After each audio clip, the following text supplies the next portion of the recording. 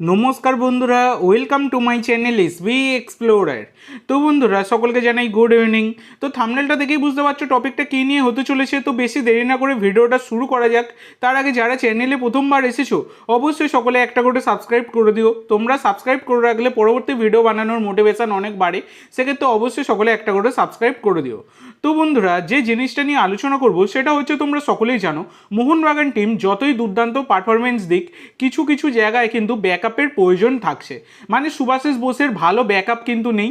আর এদিকে আশিস রায়ের ব্যাকআপ হিসাবে কিন্তু মাঝে মধ্যে সৌরভ বানওয়ালাকে একটা ম্যাচে ট্রাই করেছিল কোচ মলিনা। এছাড়া কিন্তু দীপেন্দু বিশ্বাসকে যখন আশিস রায় খেলতে পারছিলেন না, তখন দীপেন্দু বিশ্বাস কাজ চালিয়ে দিয়েছিলেন।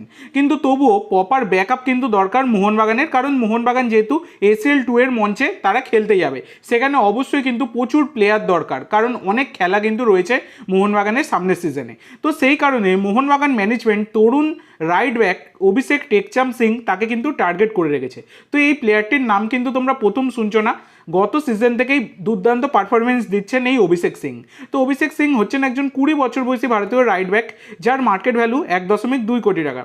শুধু রাইট ব্যাক নয়, রাইট ব্যাকের সাথে সমান সামঞ্জস্য রেখে তিনি কিন্তু লেফট ব্যাকেও দুর্দান্ত খেলতে পারেন, এবং ম্যাক্সিমাম টাইম এবারে কিন্তু তাকে লেফট ব্যাক পজিশনে খেলতে দেখা গেছে পাঞ্জাবের হয়ে। তো পাঞ্জাব এফসি দলের সাথে তিনি যুক্ত, এবং পাঞ্জাবের সাথে তার কিন্তু 2026-এর 31শে মে অবধি চুক্তি রয়েছে।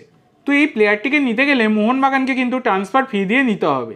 কিন্তু শোনা যাচ্ছে এই অভিষেক টেকচাম সিং তাকে কিন্তু দলে নিতে চাইছে মোহনবাগান ম্যানেজমেন্ট, এবং মোহনবাগান ম্যানেজমেন্ট কিন্তু একদম জেনুইন ইন্টারেস্ট শো করছে।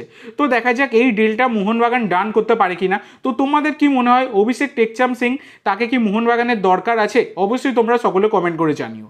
তো আজকের জন্য এইটুকু বন্ধুরা, ভিডিওটি ভালো লাগলে অবশ্যই লাইক করো, শেয়ার করো। আমার চ্যানেলে প্রথমবার এসে থাকলে চ্যানেলটি সাবস্ক্রাইব করো, আর কমেন্ট করে জানাও ভিডিওটি কেমন লাগলো। ধন্যবাদ।